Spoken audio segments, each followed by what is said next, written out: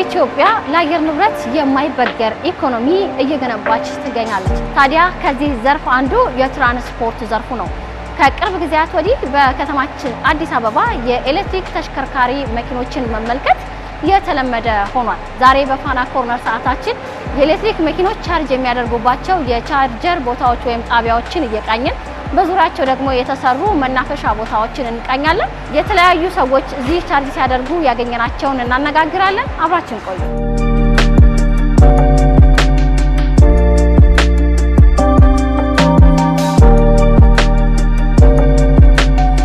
እዚህ የመጣሁት ያው ቻርጅ ለማስሞላት ነው። የኤሌክትሪክ ቻርጅ ለማስሞላት ፈልጌ ነው። በዛውም ሻይ ቡና እያልኩ ነው። እዚህ እንዳየሁት ከሆነ በብዛት ከውጭ እየገቡ ነው የኤሌክትሪክ መኪኖች። አንደኛ ነዳጅ በአሁኑ ሰዓት እንደምታውቂው ነው በጣም በየቀኑ እየጨመረ ነውና ነዳጅ አለቀብኝ የለም ኤሌክትሪክ ነው። ሁለተኛ ደግሞ እነዚህ የኤሌክትሪክ መኪኖች 99% ከነዳጁ አንፃር የመበላሸት አክሰሳቸው ዝቅተኛ ነው። 99% ነዳጅ የሚሰራውን ሞተር የሚጠይቁት እነዚህ የመበላሸት አክሰሳቸው በጣም ሎው ነው። ከዚህ አንፃር ለህብረተሰቡ ከፍ ያለ ጥቅም አላቸው እነዚህ መኪኖች ማለት ነው። አንደኛ ኤሌክትሪክነቱ ከምትጅበት ከምትንቀሳቀሽበት አኳያ በቀን ምን ያህል ይፈጅብኛል ያን አይተሽ እኔ ቅርብ ቀን ጊዜ ነው ያስኩት። ይሄ መኪና በጣም ቆንጆ ነው፣ እንደ ሰልፍ የለም። ሁለተኛ መኪናውን ጠንቅቀሽ ከያዝሽው መኪናው በቃ ቆንጆ ነው። ከንቱንም አኳያ ብክለት የለም። እንዳሁን በነዳጁ ሰልፍ ስታይ ሌሊትም ቀንም ሰልፍ ነው። ከዛ በጣም ትልቅ ለውጥ አለው። አንድ ሁለተኛ ነገር ደግሞ መብራትም አጥጋቢ ስለሆነ ያዋጣል። አሁን ለኢትዮጵያ የሚጠቅም እነዚህ አይነት መኪኖችን ማብዛት ነው። ምክንያቱም ኢትዮጵያ ትልቅ የማብራት ሀቅም ስላላት በጣም ይጠቅማታል። ከነዳጅ ጋርም ከመታገል በጣም ወሳኝ መኪና ስለሆነ እንደዚህ አይነት መኪና ማብዛት እና አስመጪዎችን አበራትቶ ወደ ውስጥ ማስገባት ጥሩ ነው። ለህዝብ ይጠቅማል። በከተማችን የኤሌክትሪክ መኪኖች መስፋፋትን ተከትሎ በተለያዩ ቦታዎች የኤሌክትሪክ መኪና ባትሪዎችን ቻርጅ ማድረጊያ ቦታዎች እየተስፋፉ መጥተዋል። አሁን ያለነው ቴዎድሮስ አደባባይ ያለው የኤሌክትሪክ መኪና ቻርጅ ማድረጊያ ቦታ ነው። እንግዲህ መኪኖች ቻርጅ ለማድረግ ሰዎች ሲመጡ ከሚጠብቁት ጋር ተያይዞ ደግሞ ካፌዎችን፣ ሬስቶራንቶች ያስፈልጓቸዋል። እዚሁ አካባቢ በዚሁ ቴዎድሮስ አደባባይ የተሰራው ሬስቶራንት ደግሞ ለዚህ ምቹ እንደሆነ ተመልክተናል። አዲስ አበባ እንደምታውቀው በአፍሪካ ደረጃ ወደ ዓለም ድረስ የምታውቀው በዚህ ሰዓት እጅግ በጣም ዘመናዊ የሆነች ከተማ የሆነች መምጣቷ ይታወቃል። በዛ አንፃር አሁን የሚታየው ሁኔታዎች ደግሞ በተለይ በከተማ ላይ ያሉ የተሰሩት ትላልቅ ፕሮጀክቶች ይታያሉ። በስፋት በዓለም ደረጃ እየተወራ ያለው የኢትዮጵያ ኮሪደር ልማት ነው። የዚህ ኮሪደር ልማት ላይ የተሰሩ ስራዎች በጣም እጅግ ከተማ ዘመናዊ የሚያደርጋቸው ነገሮች አንዱ ነው። እነኚህ ውስጥ አሁን እንደሚታዩ ይሄ ራሱ ከዚህ የኮሪደር ልማቱ ርፋት ውስጥ አንዱ ነው። የተለያየ ተቋማት ውስጥ የሚመጡት በጣም ትላልቅ የውጭ እንግዳዎችን ጭምር ጉብኝት እያደረጉ ነው ያሉት። አሁን አይተሽ ከሆነ የተለያዩ ዜጎች አሉ እዚህ ውስጥ። ስለዚህ ይመጣሉ፣ መኪና ቻርጅ ካደረጉ በኋላ ህፃናት ያጫውታሉ፣ ቡና ይጠጣሉ፣ ትራዲሽናል ኮፒ ፋስት ፉድ ምግቦች አሉ፣ እነሱም ይጠቀማሉ። ስለዚህ ሁሉ ነገር በአንድ ማዕከል እያገኙ ነው ያሉት። በጣም ደግሞ ደስተኞች ናቸው። ኤሌክትሪክ መኪና አሁን ኢቪ ቻርጀር አይተሽ ከሆነ ብዙ አይነት ጥቅሞች አሉ። አንድ በነዳጅ ምርት ጋር አሁን በዚህ በዓለም ደረጃ ላይ ያለው ሁኔታ ይታወቃል።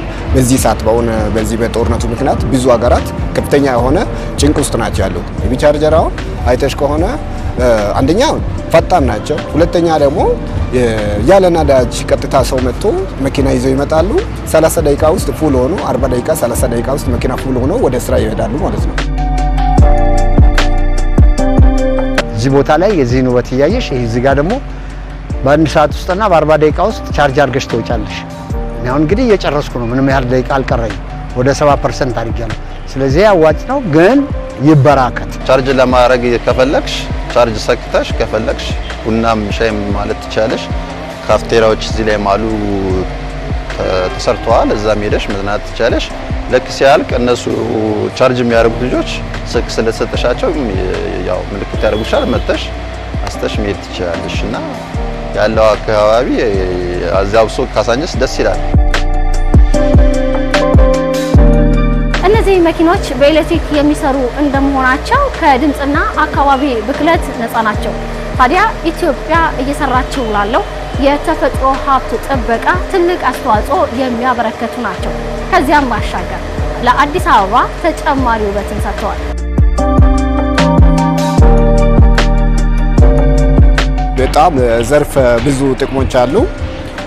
አንደኛ የነዳጅ ፍጆታ በተመለከተ፣ ሌላ ደግሞ የአየር ብክነትም ጭምር እጅግ በጣም የሚያስተካክል ጥሩ የሚባል ቴክኖሎጂ ነው። የአካባቢ ብክለት አይፈጥሩም። ሁለተኛ ነገር ደግሞ ሳፋሪም ራሱ ብዙ አሁን ከስተመሮች ሲገቡ ድምጽ አይረብሽም እንደ ቤንዚን መኪና ይላሉ። ድምጽም የለውም። ለአካባቢው ጥበቃ ድምጽ አልባ ነው። ስለዚህ አካባቢያችን ግሪን ይሆናል ማለት ነው። አሁን በተሰራው የኮሪደር አማካኝነት የኤሌክትሪክ መኪና መግባቱ ለሀገራችን ትልቅ እድገት ነውና ከነዳጅ ጥገኝነት ያላቅቃል ብዬ ነው።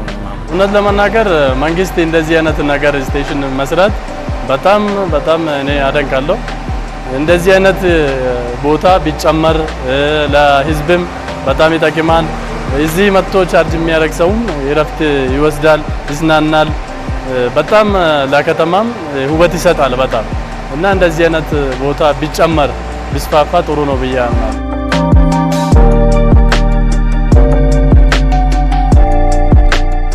ዴይሊ ቻርጅ አይደረግም፣ ባትሪ ነውና በየቀኑ ዝም ብሎ ቻርጅ አይደረግም። ተገኘ ተብሎ የሆነ ፐርሰንት አለው፣ ገደብ አለው። ፐርሰንቱ እስከ ገደቡ ድረስ አድርጎ ከዛ በኋላ ነው ቻርጅ ማድረግ ያለበት። 25% ሲሆን ቻርጅ አድርገኝ ይላል። ከዛ ባነሰ ግን ወይም ከዛ በላይ ያለ ቻርጅ ማድረግ መኪናውን ቻርጀሩን ይገለዋል። እኔ ገዛሁት አሁን 1 አመት ተኩል ሆኗልና ብዙ ቦታ እሄዳለሁ እኔ በዚህ መኪና ማለት ነው። ቻርጅ ብቻ በጥንቃቄ 20% በታች እንዳይሄድ ጥንቃቄ አደርጋለሁ። ሌላ ደግሞ እንደ ሌላው መኪና ጥንቃቄ ማድረግ ግድ ነውና በጣም ወሳኝ መኪና ነው። በዛሬው ፋና ኮርነር ሰዓታችን የኤሌክትሪክ መኪኖች ቻርጅ ማድረጊያ ቦታዎችንና በዙሪያቸው ያሉትን የካፌና ሬስቶራንት አገልግሎት የሚሰጡ ተቋማትን ተመለከትን። ሳምንት በሌላ ፋና ኮርነር ሰዓት እንገናኛለን። ሰላም።